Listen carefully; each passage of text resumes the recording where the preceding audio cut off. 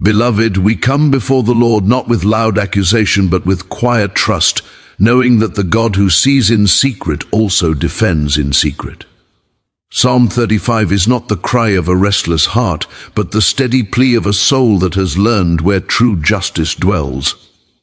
When attacks rise unseen, when words are spoken behind closed doors, and when opposition moves in shadows, the faithful do not rush to repay evil with evil. They turn their face toward heaven and place their cause into the hands of the righteous judge. The psalm teaches us that God is not distant from our struggles. He is near, attentive, and strong on behalf of those who seek him with a clean heart. The prayer for covering is not a prayer of hatred, but of trust. Trust that the Lord will stand between the innocent and the harm meant for them. He is our shield when accusations fly without cause, our defender when kindness is repaid with hostility, and our peace when the heart is tempted to fear what it cannot see. In praying Psalm 35, we confess that we do not fight as the world fights. We ask the Lord to rise, not so that we may boast, but so that truth may stand and mercy may prevail. We place our lives under his covering, believing that no hidden plan is hidden from him, no whispered scheme escapes his hearing, and no injustice outpaces his timing. In this confidence we rest, trusting that the Lord who guards our souls will also bring deliverance in his perfect way and season. In Psalm 35, the soul learns a sacred truth that is often only discovered through pain. Not every battle announces itself, and not every enemy shows their hand. There are struggles that move quietly, intentions that remain concealed, and opposition that hides behind smiles and silence.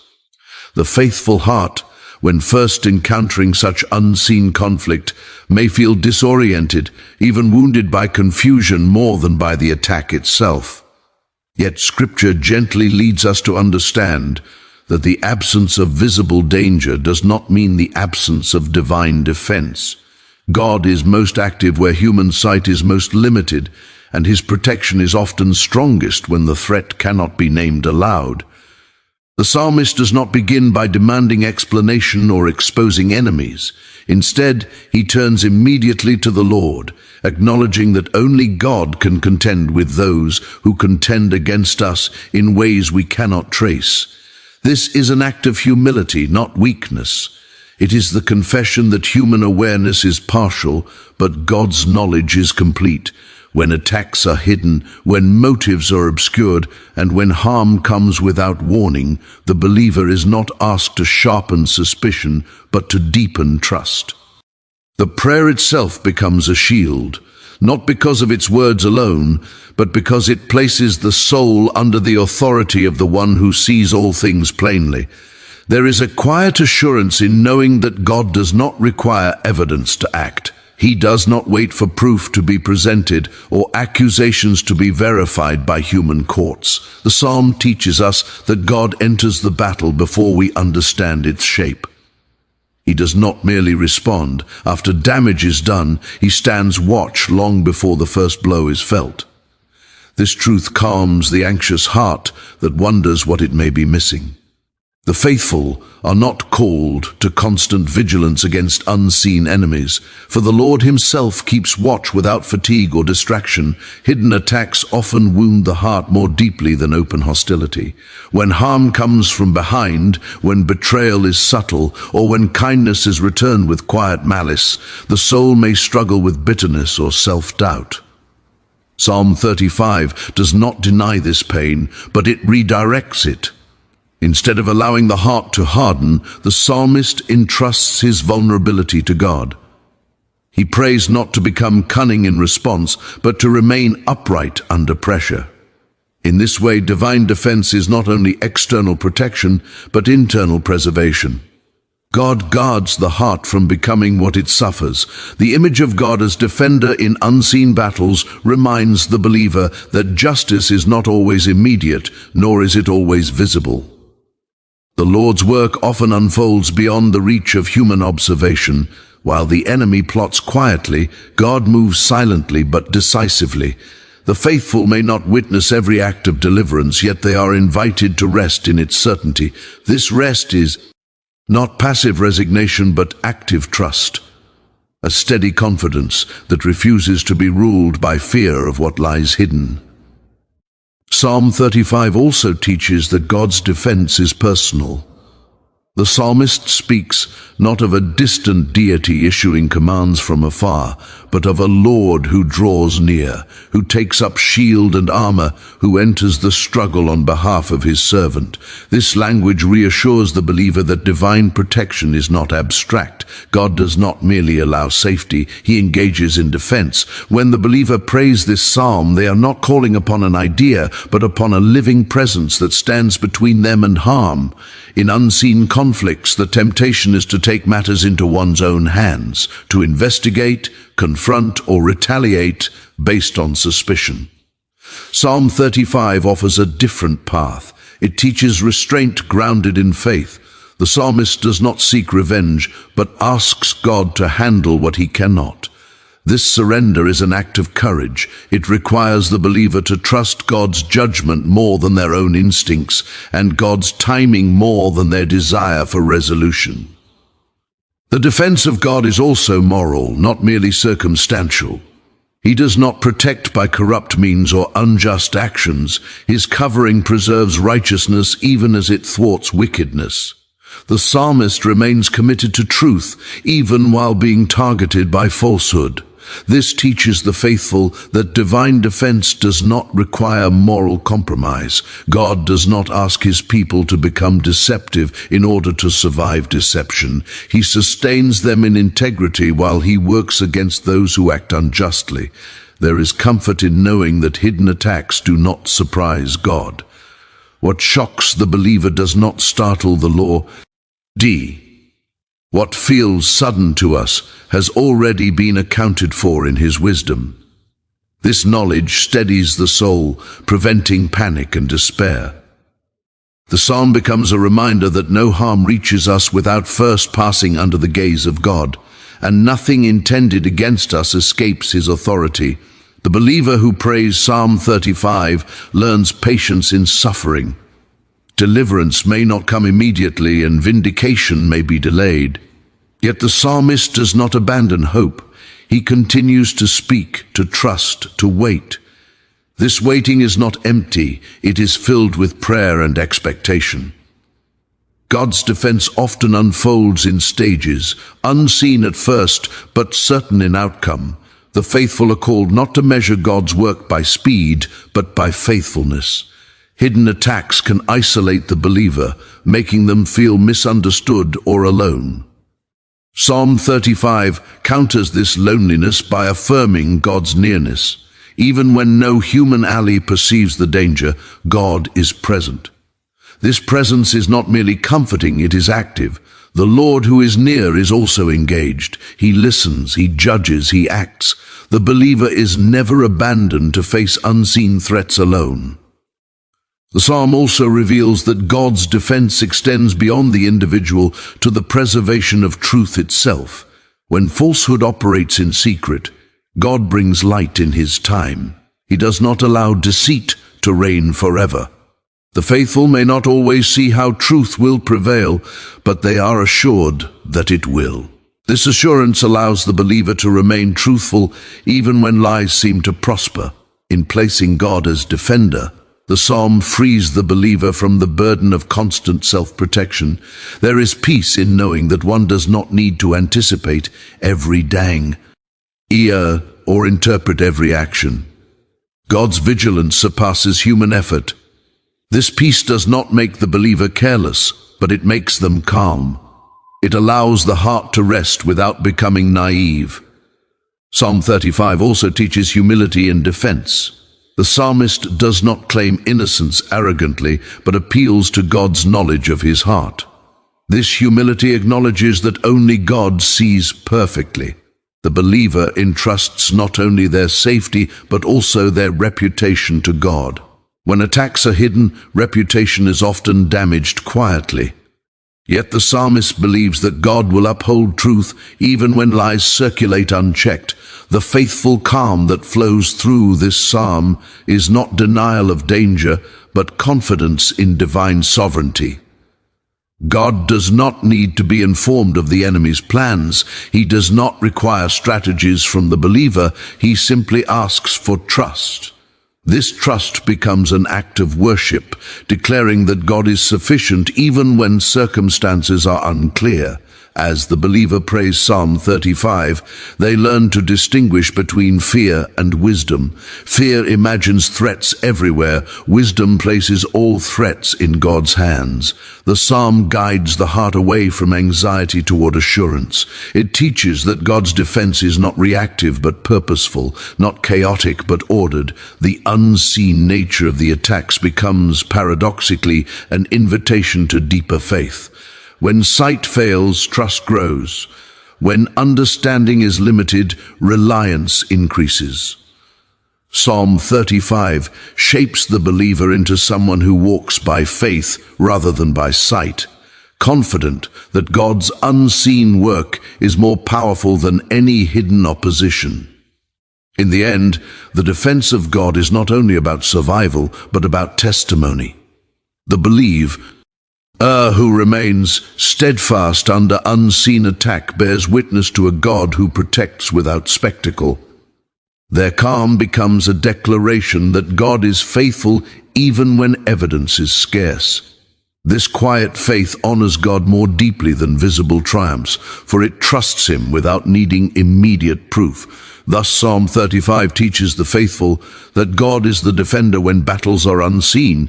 He stands watch when danger is hidden, preserves the heart when harm is subtle, and works justice beyond human awareness. The believer who rests in this truth finds peace not because the threats disappear, but because God remains vigilant and sovereign, covering His people with a protection that neither sleeps nor fails.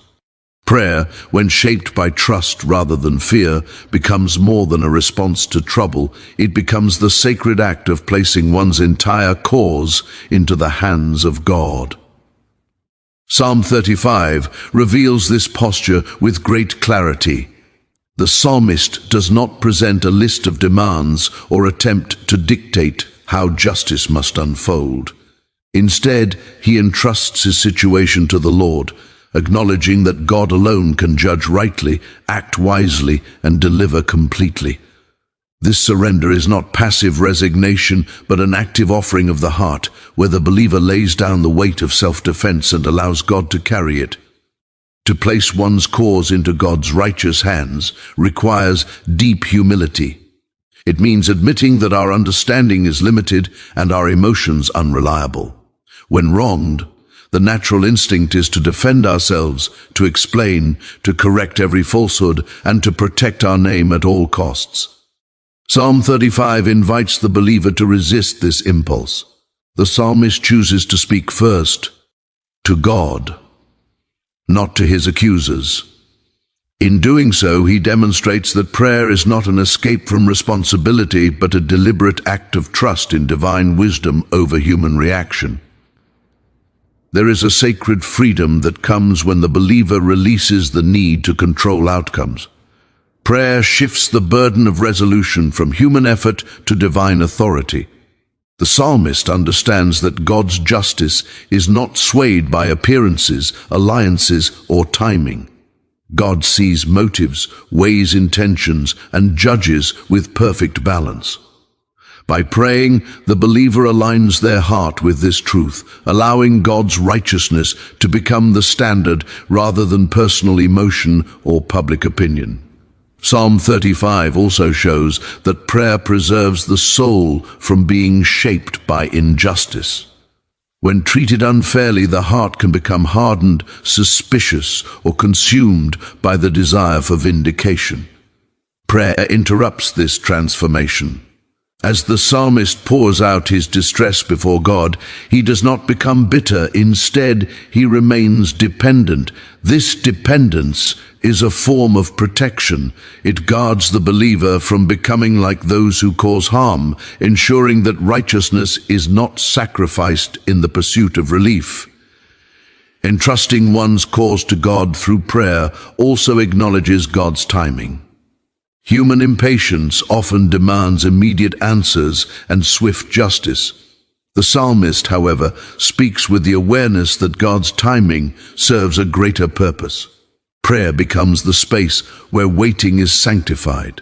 Rather than being idle, the believer actively waits by continuing to pray, to trust, and to remain faithful.